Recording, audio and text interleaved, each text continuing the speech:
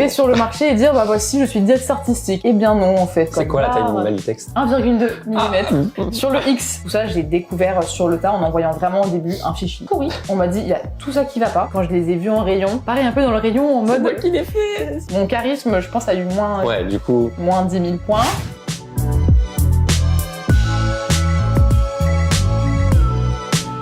Bienvenue dans CMJN saison 1, c'est le podcast où on invite des personnalités variées au profil coloré, autant des CEO touche à tout que des créatifs farfelus ou encore des illustrateurs de talent.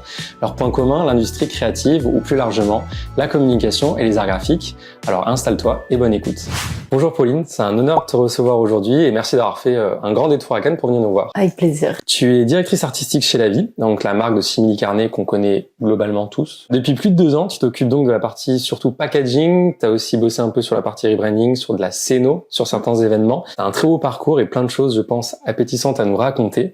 Donc voilà, on va revenir sur toute cette aventure, mais avant de commencer, j'aimerais un peu parler de manière un peu plus générique sur toi, sur comment t'es venue cet aspect hyper créa, parce que t'es quand même directrice artistique. Est-ce que t'as toujours été créative? Alors, je pense que le moment où je suis née, j'ai été créative, enfin j'espère. Ma mère a toujours été très arty, avec un grand atelier, avec des placards, avec plein de peintures, des choses et tout, donc j'ai tout de suite exploré.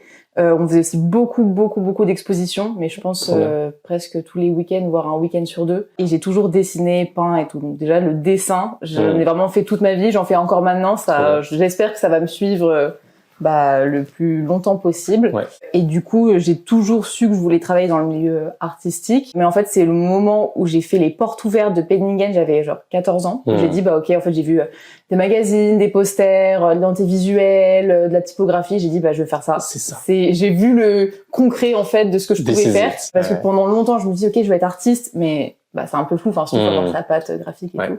Donc, à 14 ans, je savais que je voulais faire Penningen. Pendant tout mon lycée, je savais, j'étais fixée, je veux faire ça. J'ai fait Penningen et donc sur ça, j'ai eu un parcours assez stable. J'ai toujours su ce que je voulais faire. Donc t'as fait 5 ans d'études à Penningen. Ouais. Première année, donc on arrive 80 élèves et il y a 3 classes et à la fin il en reste que 30. Hunger Games. Hunger Games. Et les cours, en fait, c'est vraiment un peu une année de mise à niveau. Donc il y a énormément de dessins, énormément de croquis nus, de la peinture analytique. Un peu d'archi et de design vite fait. Trop bien, ouais, ça t'ouvre vachement de portes. Ouais, c'est ça. Donc première année intense, mais j'ai tout donné. Et après, du coup, j'ai eu la suite du parcours où là, c'est beaucoup plus design graphique. Donc on apprend à faire, on fait même de la calligraphie. Trop bien. On fait de la calligraphie, on apprend à dessiner des typos. Trop bien. Il y a un studio photo, donc on apprend à faire de la photo. Okay. On continue le dessin tout le long. Donc en fait, jusqu'à la 5e année, on fait du croquis nu. Donc en fait, j'ai vu beaucoup de gens nus. Sympa. Beaucoup de gens nus toutes les semaines, mais en vrai, ça me manque presque parce que c'est vrai que c'est D'accord. Très bizarre, mais en vrai, c'était trop bien. Et en fait, au final, je pensais pas que le dessin pouvait autant m'aider après dans ma vie professionnelle, parce qu'en fait, je continue énormément à dessiner. Je fais tout en croquis pour chaque projet, que ce soit de la scéno ou même un stand à dessiner ou des packs, je fais des croquis. Tout papier. Donc ça m'aide beaucoup. La dernière année, c'est beaucoup plus libre, créatif. Donc c'est là où un peu on peut développer notre personnalité. Moi, c'était très coloré. Beaucoup d'illustrations, donc ça matchait bien après aussi avec La Vie. C'est ça qui leur a plu aussi, c'est mon portfolio que j'ai développé à Penningen. Est-ce qu'il y a un projet d'études qui t'a particulièrement marqué pendant tes études là-bas? Parfois, à Penningen, c'était genre, il y en avait un mot et tu pouvais faire ce que tu voulais, la dernière année. La dernière année, c'était le moment où les gens pouvaient explorer complètement ce qu'ils voulaient faire. Donc par exemple, on avait un mot genre le jeu ou le hasard. Et là, tu pouvais faire ce que tu voulais, vidéo, édition, etc. J'avais une obsession avec les spits. Obsession. Je les prenais en photo dans la rue, j'arrêtais les gens pour dire je peux le caresser et tout. Je sais. Et j'aimais trop, j'en voulais trop un. Et là, je sais plus ce que c'était. Je me demande si c'était pas non, chien. Obsession ou édition ou livre où en gros, vous devez juste faire un livre et il y avait aucun thème. Et j'ai dit, en fait, vous savez quoi, mon obsession du moment, je vais en faire un bouquin. Donc j'ai fait genre 200 pages. Avec que des images d'archives, pubs de Spitz. En vrai, c'est un peu incroyable. Et le mec était en mode genre, mais c'est trop bien et tout. Et donc, j'avais mis plein d'images. Et après, il m'avait dit, il était à fond. Il m'a dit, non, mais attends, là, cette pub-là, elle irait bien à côté de celle-là. Donc, il m'avait aidé un peu à faire la composition. J'ai jamais autant aimé faire un projet. J'étais sur eBay à chercher des cartes postales de Spitz. Je suis allée dans des librairies voir des magazines. Là, il y a un Spitz et tout. Genre, un peu... Je suis fasciné, un peu inquiet. Ouais, un peu pas folle. Mais du coup, j'avais une bonne note parce que je pense que le mec, il a dû voir toute la passion qu'il y avait dans le projet, quoi. Ça faisait combien de pages, ce truc? 200. C'est inquiétant. C'est un peu inquiétant. Mes 5 années à Penningen m'ont beaucoup bénéfique pour le après. Et t'as Développer fait des mon choses un style. peu professionnalisantes là-bas? Enfin, tu vois, genre des stages ou quoi? En termes de stages, ils sont pas hyper à jour en vrai. On a fait 2 stages. J'ai fait 2 stages de 3 mois. Ok. Et donc un premier stage dans un studio qui était très cool, un studio créa qui s'appelle Tu seras beau, mais c'était très identité visuelle. En vrai, ça m'a permis un peu d'apprendre à faire genre des moodboards, réfléchir à ok une marque, c'est quoi. Et après, j'ai fait un stage chez Chocolat des Français. Ok. Donc là, bah illustration Trop aussi, bien, ouais. du chocolat, de la food. Donc c'est là aussi où j'ai été un peu plongée dedans. Ils avaient aussi un studio photo, donc j'ai pu un peu genre m'entraîner au backshot et tout. Donc là aussi, c'était 3 mois, donc c'était super court. Mais je me suis dit ok, la food, je kiffe bien. Et j'ai pu dessiner des petits carrés de chocolat qu'il y a dans les TGV bar. Mais incroyable. Ouais. C'est vrai. Et ouais, il y avait donc 4 autres artistes et ils m'ont dit ok, il nous reste en gros une place. Et du coup, est-ce que tu veux tenter? J'ai dit ouais, franchement grave. Trop bien. Et après, c'était une appel d'offres, donc avec Inouï, TGV, SNCF. Et donc du coup, mes petits carrés, ça fait 5 ans qu'ils sont dans les Ouais, parce TGV. qu'ils ont recyclé de ouf, hein, parce que ça fait un moment qu'ils sont... En fait, pendant 5 ans, ils ont eu un design, et là, ils viennent de changer avec l'autre moitié des designs qu'on avait fait.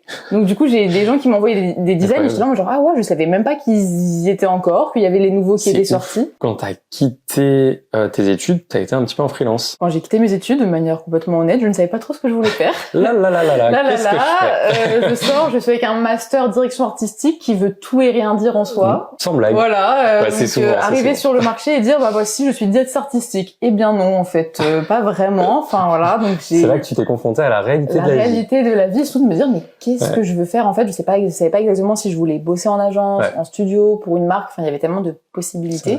Donc, j'ai fait un peu du freelance pour aussi me confronter un peu à la réalité du freelance. Et je me suis dit, mais en fait, c'est cool, mais c'était que des petits projets sur des durées très courtes. Et je me suis dit, j'aimerais bien bosser pour une marque et du coup suivre l'évolution de la marque et participer à l'évolution de la marque. Trop bien, ouais. Donc là, j'ai passé quand même plein d'entretiens pour des marques où en fait ça matchait pas et je le sentais et je me disais ah là là, j'aimerais tellement bosser pour une marque que j'aime bien. J'ai vu l'offre, on m'a envoyé même l'offre La Vie qui était là depuis en fait quelques temps et je l'avais pas vue. Et donc j'ai postulé et ils demandaient quelqu'un avec 5 ans d'expérience. Donc j'avais 6 mois de stage, donc je me suis dit je vais jamais la voir. Au culot, 5 ans d'études mais pas 5 ans d'expérience. Oui, c'est ça. Donc au culot, j'envoie ma candidature et en fait j'ai passé les entretiens et en fait ils ont apprécié mon portfolio qui était déjà de base coloré, illustratif. Et après moult entretiens divers et variés. Combien d'entretiens? Beaucoup. 5-6. Ah ouais. Donc quand même pas mal. Hein. J'étais accrochée, business case et tout, j'ai tout donné. Trop bien. Et donc à la fin, quand ils m'ont appelé pour me dire que je l'avais, j'étais en mode genre incroyable. Et est-ce que c'est une marque qui t'attirait déjà à la base? En fait, je la connaissais via les affiches dans le métro. Je pense comme beaucoup de gens, je la voyais. J'avais goûté les produits, mais genre 2 mois avant de voir l'offre, et je me suis dit mais waouh, avec des potes qui étaient véganes et qui avaient fait un brunch. Et j'ai goûté le bacon, il y avait des quiches avec des lardons et c'était trop bien. Je me suis dit waouh, mais c'est ouf et tout. Et je m'étais dit ok, cette marque, je vois qu'elle commence à prendre de l'ampleur. Et donc quand j'ai vu l'offre, là je me suis dit ah ouais, c'est cette marque et tout, trop drôle en vrai. C'était en quelle année ça? C'est en 2022. Ok. Voilà, ça fait 2 ans et 4-5 mois que je suis chez La Vie. Ok. On va passer au jeu de Deadline Fighter.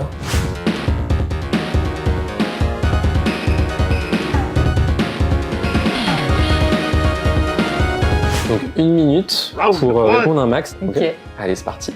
Quel métier aurais-tu fait si tu n'étais pas DA? Fleuriste. Est-ce que vous pouvez sortir un beau livre de recettes avec celles qui sont sur votre site? Ouais, on aimerait bien. Ok. Est-ce que tu manges des produits La Vie tous les jours? Franchement, ouais.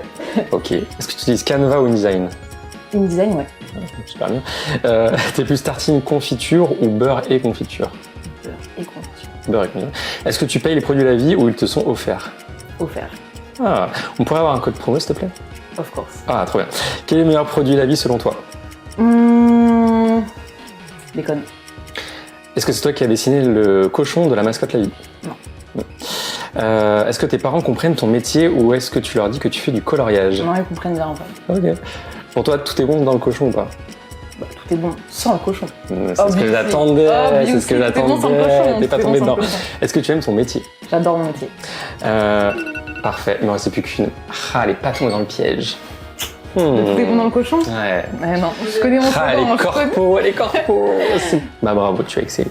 Du coup, quand t'es arrivé chez La Vie, qu'est-ce qui était déjà en place? C'était quoi les besoins quand t'es arrivé et c'était quoi ta première mission? Ça fait 3 questions en une. Quand je suis arrivée chez La Vie, en fait, ils avaient pas de DA en interne. Ok. Ils bossaient avec des freelances, etc. Il y avait un peu ce truc de, au fur et à mesure que la boîte grandissait, que les projets grandissaient et que la direction artistique est assez importante, ça devenait un peu compliqué. Ouais. De pas avoir quelqu'un en interne, même si dans la plupart des boîtes, ils ont en général une agence externe. Mon N+1, donc Romain Jolivet, donc le directeur marketing, avec qui je bosse, s'est dit, ok, en fait, il faudrait qu'on crée un studio en interne. C'était un peu déjà son idée. Donc pas que avec moi, hein, avec aussi community manager, copywriter et tout. Donc vraiment une vraie team. Donc moi, je suis arrivée et il y avait un peu toute cette direction artistique illustrative qui changeait. Ok. Donc ça, c'était un de mes projets de, du coup, briefer l'illustratrice, de voir comment on allait changer sur tous les supports. Enfin, il y avait une charte graphique évidemment établie par Everland, qui est l'agence de design qui a créé l'identité visuelle. Mais ça avait été fait il y a 1 an et demi, 2 ans, donc dans l'utilisation réelle, ça devenait compliqué sans avoir quelqu'un qui, on va dire, qui gérait ça. Et il y avait des projets super cool. Donc quand je suis arrivée, il y avait une campagne de crowdfunding. Trop bien. Il fallait que je fasse des visuels, que je tourne une vidéo. J'avais jamais fait ça de ma vie. Un événement au Cabaret Sauvage organisé avec 400 personnes. La marque de burger qui s'appelait pas La Vie Vegan Burger à ce moment-là, qui s'appelait Kiss My Burger. Ok. Donc je suis arrivée, il y avait ces 3 gros projets. Pas trop de pression, quoi. Pas trop de pression. Il fallait créer les nouveaux personnages, les nouvelles petites illustrations. Donc il y avait, on va dire, ces 4 gros projets. Ah oui, et il y avait aussi la sortie du jambon. Tout ça, c'était pour septembre. Et moi, je suis arrivée fin juin. Mais non. Donc ouais. Et t'as fait tout ça en... Ouais. Ah je suis arrivée, c'était en mode genre ça bosse. Pauline, la directrice artistique, elle va nous sauver. Elle va nous aider ou elle va nous sauver, je sais pas. Donc 2 mois très intenses, challengeants. Tu m'étonnes. Toi, tu sortais d'études en plus, enfin sortais d'études presque. Ah c'est ça, moi je sortais d'études et après Penningen, ça m'a appris à parfois être un peu dans la pression et à devoir être ok, au tac, on trouve une solution. Donc directement je me suis dit, je vais prendre comme un exercice, on me challenge, je saute dans le tas. Donc c'était un peu ça l'idée et 2 mois très intenses à jongler entre les projets, par exemple le Cabaret Sauvage, je suis arrivée sur place et j'avais un budget. Donc à chaque fois j'avais toujours des budgets alloués, je ne savais pas gérer un budget. Mais enfin, je me rendais pas compte combien ça coûtait, par exemple, de faire la scénographie d'un événement. C'est très compliqué, en vrai. Quand j'étais là, je parlais et j'étais là avec mon maître à mesurer, sans trop savoir ce que je mesurais, quoi.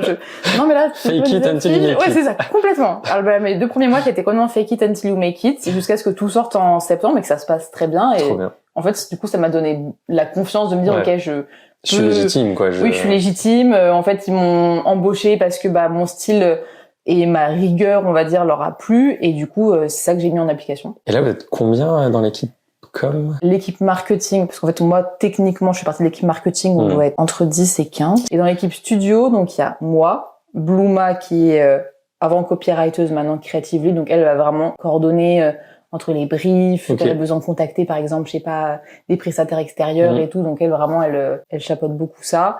J'ai une alternante maintenant. Donc là qui s'appelle Camille, qui m'aide beaucoup sur la partie réseaux sociaux. Lucas qui est du coup un peu global social lead et il a une alterne. Ouais, c'est un peu en gros c'est les termes startup.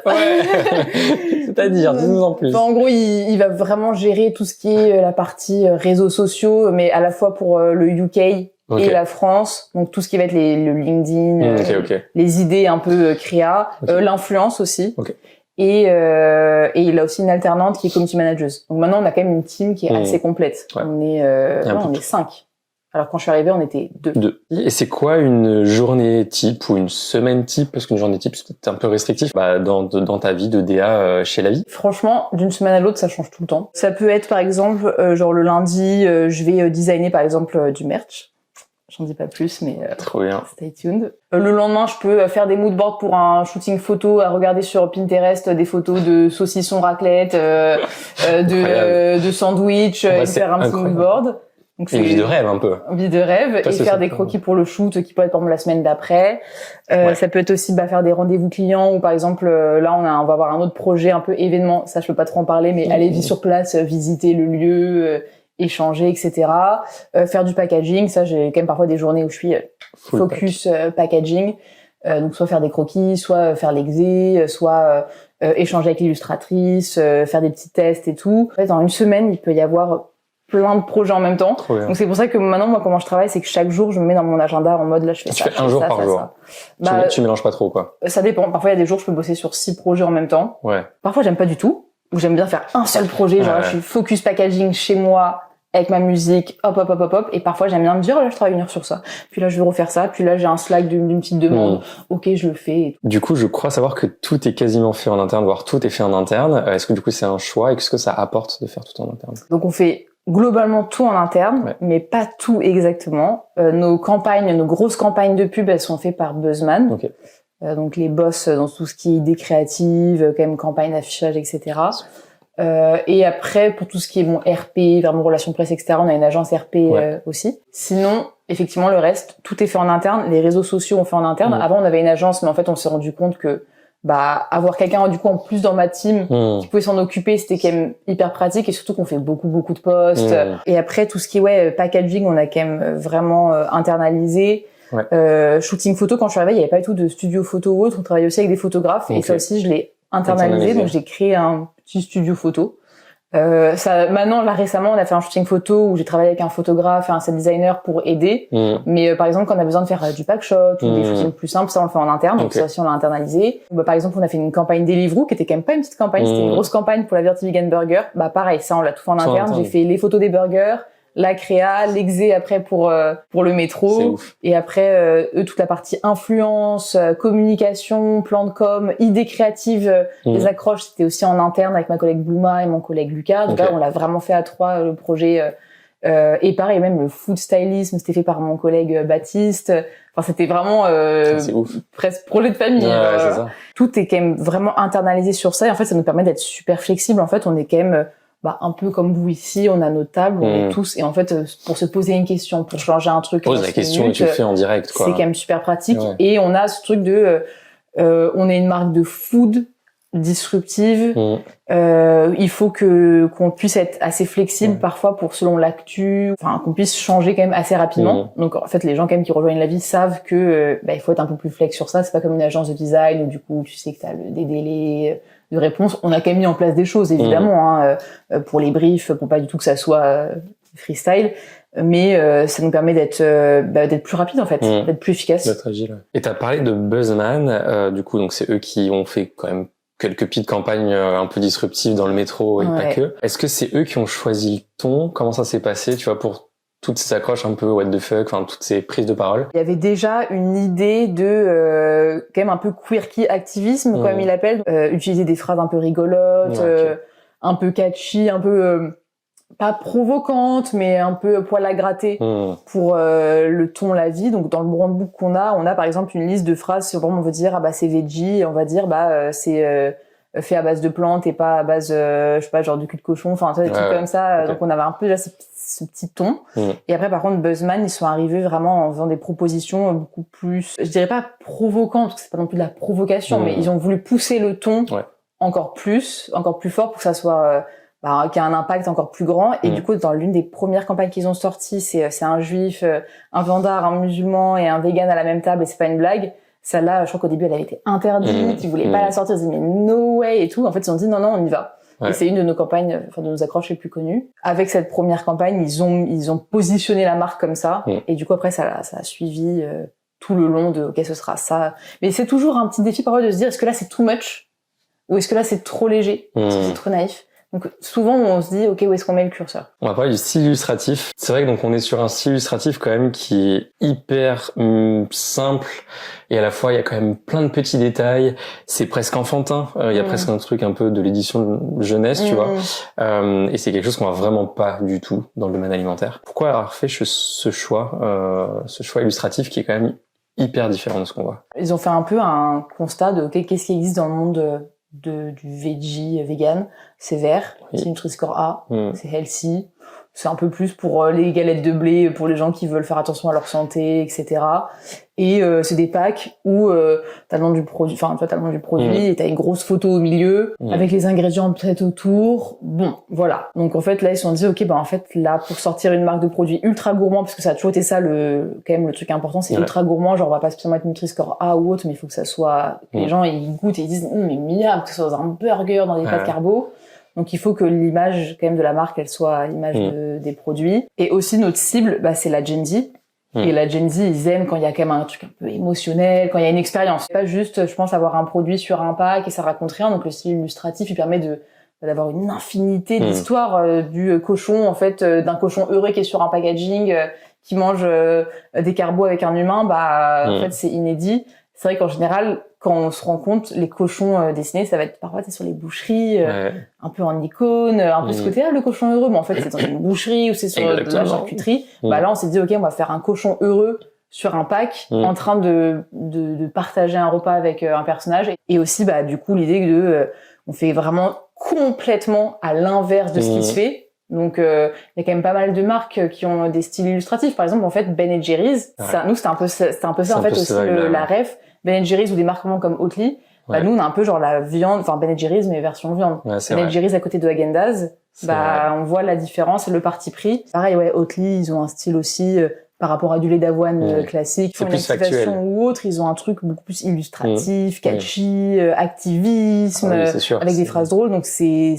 deux marques-là, je pense que c'est des bonnes références pour nous en termes d'inspiration. Tu as dit un truc hyper intéressant. T'as évoqué le fait que du coup il y avait cette idée de le cochon avec l'humain qui mange un plat, etc. En général, enfin même tout le temps, pour tout ce qui est viande, il y a un peu une dissonance cognitive. C'est-à-dire que t'as le produit fini, mais t'as pas l'animal. Et là, vous réconciliez un peu les deux. Tu rappelles aux gens que finalement, en fait, ce que tu manges, c'est pas juste un steak. Et c'est vrai que parfois, moi, quand je me présente par exemple à des gens que je connais pas, je suis directrice artistique, je travaille pour une marque de produits veggie, vegan. Les gens me regardent en mode genre ah ouais, boring. Je dis mais non, regardez, c'est ça. Et souvent en mode genre ah oui, j'aurais pas du tout imaginé ça. Ah oui, ok. Soit ils connaissent et ils disent ah mais oui, ok, je comprends, je vois direct. Soit ils connaissent pas et ils se disent ah oui, non, j'aurais pas imaginé ça. Et je dis c'est là où on a notre force, c'est qu'on arrive et vous vous attendez pas. Mais... Et en rayon, effectivement, du coup, je pense qu'on se démarque vachement. Grave.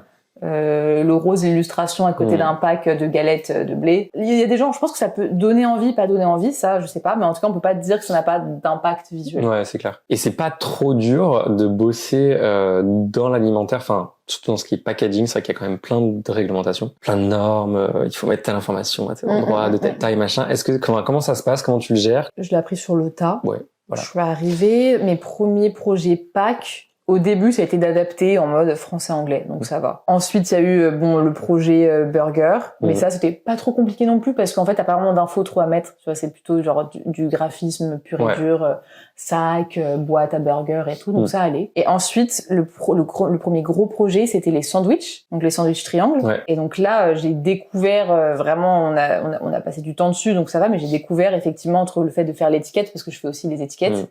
Donc là, c'est la partie parfois casse-tête. L'étiquette, c'est compliqué. L'étiquette de sandwich, c'est pas facile. Donc les tailles minimales de texte, la taille du Nutri-Score, du c'est quoi la taille minimale du texte? 1,2 mm. Ok.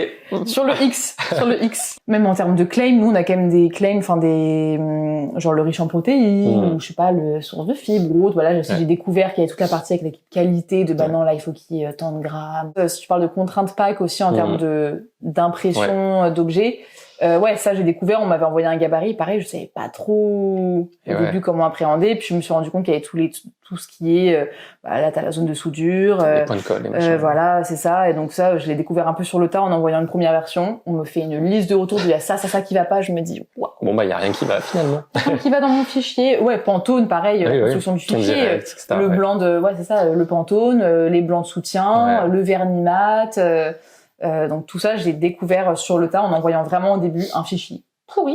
On m'a dit, il y a tout ça qui va pas. Comment tu t'es formée toute seule? T'as regardé des tutos, tu t'es renseignée? Ouais, je me suis beaucoup formée toute seule. Ceux avec qui on travaille pour tout ce qui est impression des packaging, en fait, ils ont une équipe en interne, justement, qui savent gérer les gabarits, les couleurs. Donc, en fait, j'ai fait des points avec eux en disant, bonjour, je suis Pauline, je n'ai jamais fait ça. C'est moi qui va faire maintenant tous les nouveaux packaging. Donc, c'est pas mal si je sais faire. Si je sais faire et si vous me donnez des petits conseils. Et même maintenant, parfois, ça m'arrive évidemment d'envoyer des fichiers et qu'il y ait des erreurs. Rien que par exemple, un truc tout con, mais sur les étiquettes, mettre le noir du texte en 100%. Et pas avec 50% de jaune, 50% de voilà, pour pas que ça se fasse un truc qui bave dans tous les sens. Enfin, tous ces trucs-là que je savais pas, je les ai vraiment appris sur le tas. Et en plus, vous compliquez un peu la tâche puisque vous écrivez à l'intérieur des packaging. Vous faites vraiment du recto verso. Il y a même des parties où tu as des petits stickers que tu peux enlever dans les packaging. Nos packaging, au début, c'était du carton. Maintenant, on est passé sur du film imprimé parce que plus de quantité, donc ça devient trop cher. Les cartons, c'est des gens qui mettaient à la main les fourreaux et tout. Et pareil, déjà entre expertise carton et expertise film imprimé, personne en interne connaissait le film imprimé. Donc là aussi, on a découvert l'héliogravure, la flexogravure. Nos cartons, on avait à l'intérieur, surtout pour le jambon, un petit cochon qu'on pouvait découper. Donc il y a toujours ce côté vraiment boîte à céréales où du coup tu as un petit trésor à l'intérieur, t'as un jeu quoi. En fait, il faut que les gens ils aient une expérience la vie, c'est pas juste ils achètent un paquet de jambon, ils le mangent, ils le jettent. Et du coup, maintenant qu'on est passé en film imprimé avec une étiquette, on s'est dit OK, là on perd quand même complètement le côté objet carton. Qu'est-ce qu'on va trouver comme idée? Et du coup, j'ai pensé aux petits stickers qu'on pouvait intégrer. Donc là aussi des discussions avec les prestataires, les fournisseurs, est-ce qu'on peut avoir une étiquette où on a une petite découpe où on peut retirer le sticker. À l'avenir, peut-être qu'on pourra avoir des bons de réduction dessus, ou tu vois, si on sort du merch, peut-être que tu peux avoir un ticket d'or, tu vois, en mode genre là t'as gagné un truc, ce serait ouf. Et ça se passe comment justement cette relation vraiment avec l'aspect technique, donc les personnes dans les usines, dans les lignes de production, du coup tu choisis avec eux a priori je pense quel packaging, quel type de packaging, quel matériau, Maintenant etc. ce qu'on fait, donc quand on sort un nouveau produit, donc on a une équipe innovation qui réfléchit au concept. C'est quoi le type de produit, c'est quoi même la saveur, c'est quoi un peu l'objet, qui réfléchissent un peu à ça. On fait un premier point d'échange avec les fournisseurs, l'équipe opération, l'équipe innovation, moi et parfois les personnes de l'équipe marketing, donc des grosses réunions. En gros, on veut sortir ça comme produit. Idéalement, l'objet ce serait ça. Idéalement, il y aurait tant de produits dedans, etc. Je vais donner un exemple. Par contre, par exemple, les croquetas. Bon, là, on vient de sortir. À un moment, on voulait peut-être le mettre dans un sachet comme les meatballs, dans un petit pouch. Après, à un moment, on s'est dit, ce serait trop bien d'avoir une petite bucket. On a fait les protos, on a exploré, puis après, il y avait les coûts. Donc, finalement, on est parti sur la barquette. OK, on choisit la barquette. Maintenant, c'est quoi le format? Il y a des barquettes que là, on va sortir et qu'on a déjà sorti, par exemple, avec les lardons. On a un petit design de cale de fond. On a un petit logo La Vie avec des petites fleurs. Donc, ça aussi, du coup, je vais m'en occuper dans ces moments-là avec, du coup, les fournisseurs de OK, envoyez-moi le gabarit, puis moi je mets mon design de fond, etc. Mais du coup, donc c'est vrai que les consommateurs en général, ils ont connu ou ils connaissent la marque par ce qu'on trouve en rayon, mais il y a aussi d'autres choses qui se font, notamment des événements. Donc là, vous avez fait un événement pour un resto italien pour lancer les boulettes. Toi, t'as fait, je suppose, toute la Céno. Est-ce que tu peux nous parler un peu de ce projet? Donc le projet s'appelait Scusi Adela by La Vie. C'est un projet qui a été fait dans un temps éclair. Ok, genre combien de temps? Je suis en vacances en août et je sais même pas que le projet il va sortir en septembre parce qu'on ne l'a même pas encore imaginé. Ok. Là, c'est je suis en vacances. Je suis en vacances. Épouse. Au bord de la piscine et je reviens et en fait on avait une campagne pour les boulettes prévues en septembre. Donc là avec Bosman ils avaient réfléchi à toute une idée autour du concept. On va parler des boulettes italiennes, les boulettes de la mama. Il y a eu ce truc de en fait ce serait trop bien qu'on fasse vivre l'expérience aux gens. Donc en fait il y a une fille donc Charlotte de l'équipe marketing, elle a contacté un restaurant italien un peu trendy à Paris et en fait ils étaient trop chauds. Donc le restaurant s'appelle Adela. On les a rencontrés. On a goûté les recettes. Bon, eux, leur contrainte, c'était, il faut pas qu'on repeigne les murs en rose. Il faut qu'on puisse récupérer le restaurant après, mais en gros, faites ce que vous voulez. Incroyable. Je suis overstimulée, projet de mes rêves, et j'ai 3 semaines pour le faire. Ok. L'idée de faire un truc un peu italien, de reprendre des affiches italiennes, des affiches de films, des pubs de pâtes italiennes et de le faire en mode La Vie. Alors, par exemple, les affiches, j'ai tout fait dans une journée, j'envoyais en prod. Après, j'ai fait La Vie trop famille, donc là, sur la devanture, j'envoyais en prod le soir. Enfin, c'était, j'ai pu me mettre 3 semaines de focus sur ça, où du coup, les autres projets, c'était quand même un peu plus en stand-by. Et j'ai quand même aussi bossé avec un set designer, qui s'appelle Teddy, qui m'a aidé aussi sur par exemple tu vois la conception des nappes, sur la déco, chercher pareil un peu des objets vintage, tu vois des carafes, des bougies et tout, donc on a quand même beaucoup bossé à 2 sur ça, mais c'était trop bien. Mais du coup je sais maintenant que je peux faire un déco de restaurant en 3 semaines. C'est la première fois que tu faisais de la Céno ou pas? Céno non, c'était mon 3e projet Céno. Parce que l'année d'avant, on avait fait un événement dans nos bureaux pour la sortie, donc là la sortie officielle des boulettes mais aussi de la pub. Donc là on avait fait un événement dans nos bureaux, où du coup, en fait, on a décidé de refaire tout le bureau. On a peint les murs en rose, j'ai pareil fait des affiches, on a fait un food court, un bar, un photocall, un tapis rouge, parce que du coup, le thème, en fait, c'était en mode cinéma 70s pour présenter la pub. On a tout vidé, on a mis des chaises, un gros projecteur, et les gens avaient vu la pub, et après, il faut les déguster et tout. Et du coup, dans le sujet restauration, il y a aussi la marque Dirty Vegan Burger, qui ne s'appelait pas comme ça à la base. Donc, c'est des burgers 100% veggie. Toi qui t'occupais de l'identité, si je te raconte pas de bêtises. Alors, le projet, à l'origine, il s'appelait Kiss My Burger. Donc, c'est un projet qu'on fait avec Taster. Taster qui a du coup des dark kitchen. Et en fait, on a réuni, donc, Dirty Vegan Burger, qui était une marque que eux, ils avaient. Des burgers vegan. Et Kiss My Burger. Donc on a combiné les deux, c'est devenu La Vie Dirty Vegan Burger. En fait, j'ai repris un peu le concept de ce qu'on a sur nos packaging retail. C'est un cochon, un humain, ils partagent un burger. C'est vrai. Ils sont contents. Du coup, on va passer à la petite séquence jeu.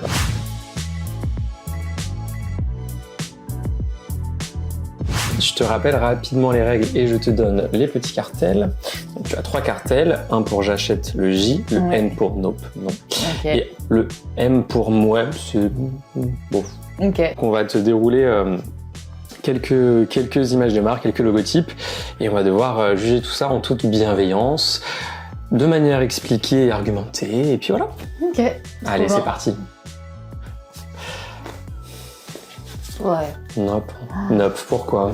Il est si complexe, alors qu'on veut juste, au final, avoir des solutions rapides et des informations rapides. Ce qu'on a grâce à Wikipédia. Ce qu'on a grâce à Wikipédia. En fait, il est un peu vieillot. Je suis sûre qu'on pourrait faire un super truc, beaucoup plus graphique. Ouais. Parce que là, l'effet 3D, même derrière, l'ombre vrai. et tout. Le puzzle. Le puzzle, ouais, le puzzle. Bah, tout pareil. Trop complexe. Les glyphes dessus en différentes langues, caractères. Non, trop compliqué. Et je me demande quand il a été fait, hein, honnêtement, parce que ça doit être au tout début. Parce que Wikipédia, ça fait partie des premières pages qu'il y avait, je crois, au début d'Internet. Donc, en fait, il a pas évolué, quoi. Moi, j'adore ça. Ouais, par contre, il va falloir qu'on soit pas d'accord à chaque fois. Grave. En vrai, je trouve que la typo est hyper bien faite. Bien gérée, la graisse, t'as quelque chose de généreux, enfin, tout marche bien. Moi, quand je le vois, là, je visualise mon bol de céréales et c'est vrai que j'aime beaucoup. Je trouve qu'il est très bien fait, il est simple, pareil, il est graphique, il peut être décliné, il est gourmand, il inspire la confiance, il est rassurant, quoi. J'adore. Je t'ai vu, hein. Je t'ai vu copier à copie. Je l'aime pas, j'avoue. Ouais. Donc j'aurais envie de dire nope. Mais en même temps, il est pas du tout... Bon, je vais mettre nope parce qu'en vrai, juste... Tu veux pas être d'accord avec moi, juste. Ouais, voilà. En fait, il est bien fait. En vrai, la typo, elle est jolie, mais pareil, je le trouve très vieillot. En fait, j'ai du mal avec ce gros A, là, comme ça, qui vient entourer. J'ai l'impression qu'on peut avoir quelque chose de plus délicat. Et c'est vrai que du coup, dès que je le vois naturellement, du coup, ça me donne pas spécialement envie d'aller dans les boutiques en général quand je le vois. Il est pas si mal fait que ça. Non, c'est ça, il est pas du tout... C'est juste le truc qui m'a fait twister, tu vois. Mais sinon, oui, le A, avec le lasso, là. Après, je connais peu la marque. Ils ont des vêtements qui sont très simples, mais je me dis juste que quand je vois des logos, surtout pour des marques fashion, j'ai pas envie de l'avoir... celui-là, j'ai pas envie de l'avoir imprimé. Ok. Et du coup, c'est là où je trouve ça dommage. Non, tu dis en premier. Ok, moi j'allais dire moi aussi. Je voulais pas que tu me copies, cette fois. J'ai du mal avec les logos où il y a des gros dégradés en fait. Peut-être un peu trop de choses en fond qui se passent. Il y a peut-être pas beaucoup de choses à changer. Non. Le jaune et le Nikon, c'est sûr que je pense qu'ils sont assez iconiques, mais le design de fond. Ouais. Je me pose la question. Et ben tout pareil, assez complexe, du coup à cause de cet effet de reflet. Et en vrai, pour être honnête, je me rappelais pas qu'il y avait ce truc-là. Mais oui, moi non plus. Pour moi, c'était le jaune presque. Oui, c'est ça. Le carré jaune et Nikon. Burger King, ouais, j'achète. Donc ça, c'est le nouveau logo Burger King. Grave. Ouais. Pareil sur Brand New, ils ont un super article dessus. Ouais. Waouh. Pareil, en fait, ils ont fait vachement d'assets illustratifs avec Catch et Jack, qui sont des illustratrices qui sont très cool. Allez voir leur travail, Catch et Jack. Ils ont bien géré celui-là, je trouve. Très gourmand aussi, très rond, très rassurant. Alors il y en a beaucoup qui déplorent qui préféraient l'ancien logotype. Moi je partage pas cet avis. T'as le bun, t'as le burger. Dedans ça rappelle la viande ou ce que tu veux mettre dedans et la typo est gourmande. Moi j'adore. Nous notre typo elle ressemble un peu à ça. Notre typo qu'on utilise, la Gunnar, elle est très ronde aussi. Donc moi je trouve les typos rondes déjà ça rassure. Et pour de la food, qui est de la comfort food, du food porn, let's go quoi. Ça marche trop bien. Alors là, j'achète. Double j'achète. Vraiment, je le trouve trop cool, ce logo. Genre, c'est pas moi qui l'ai dessiné, évidemment. Pareil, l'idée, c'était d'avoir un logo gourmand, rassurant, le V avec la forme de cœur, parce que c'est l'amour, quoi. Et Friends with Love, les logos simples comme ça, c'est vrai que moi, j'aime beaucoup. Donc, je suis contente qu'on ait un logo qui soit joliment dessiné. Ouais, dans la même lignée que Burger King, c'est un peu la même vibe en vrai. Le V, moi je trouve ça trop bien. C'est hyper pratique en plus.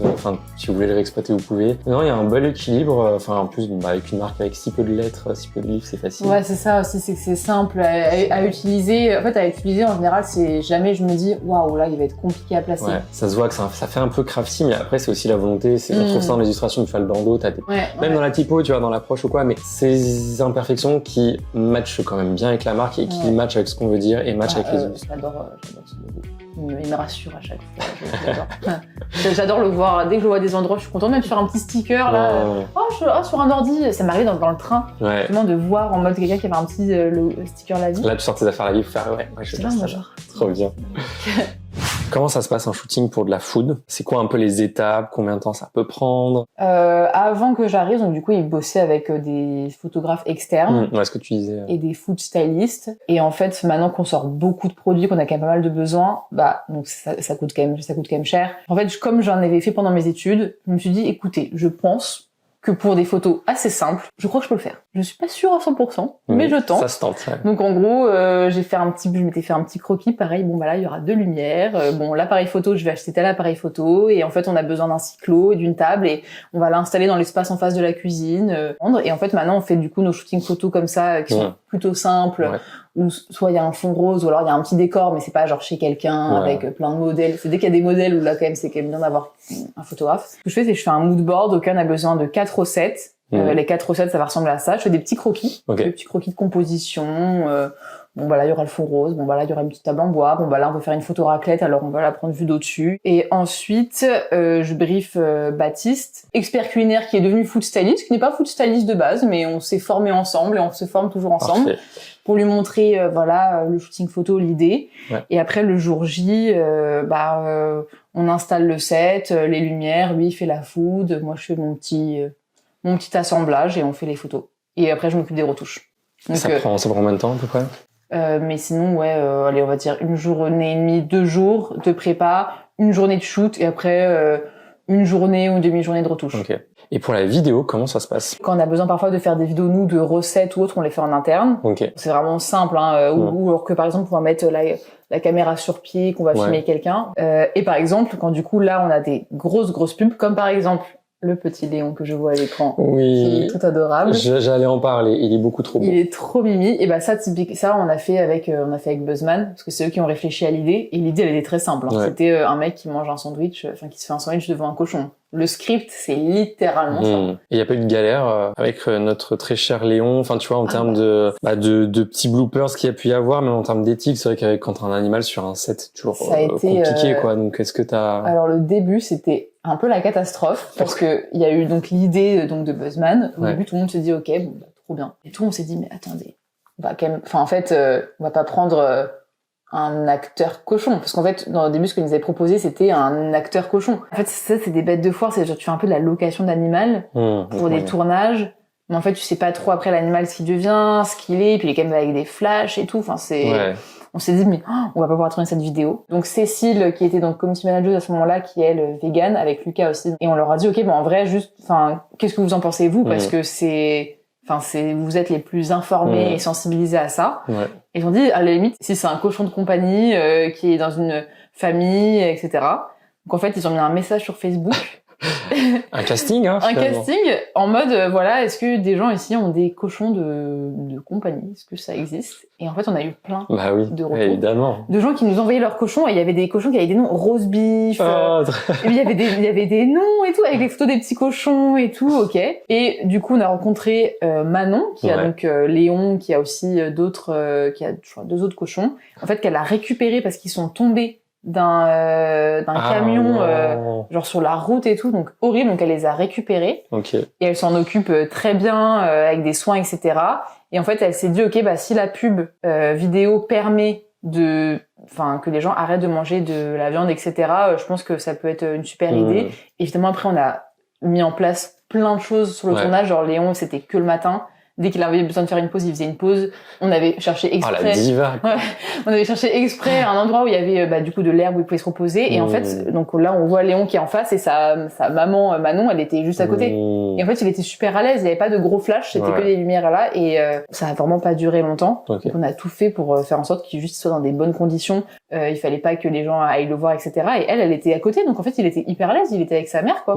C'est normal, quoi. Il était tout bien, tout mignon. Et du coup, après, évidemment, nous, on l'a rémunéré pour qu'elle puisse s'occuper de ses cochons, qu'ils aient un confort de vie, etc. Mais juste, c'est trop drôle, quoi. Travailler pour une seule marque, tu l'as déjà un peu dit tout à l'heure, mais est-ce que c'est pas lassant, ou est-ce que justement, toi, c'est quelque chose qui te rassure ou qui te permet d'avoir une continuité dans le temps? Tous les moments où parfois j'avais l'impression que peut-être là je faisais un peu la même chose. Ouais. J'ai l'impression que la semaine d'après, d'un coup il y avait genre un big projet qui me donnait trop envie, où je me disais ok, c'est bon là, les signes, je sais pas, on m'a entendu, on a entendu que j'avais un petit coup de mou et c'est bon, j'ai un projet trop cool qui arrive. En fait, on fait tellement de choses différentes. En fait, on fait de la food, mais on veut quand même être une marque, même si j'aime pas trop ce mot, lifestyle, où il y a des expériences diverses. On peut qu'on fasse un pop-up, un restaurant, un événement.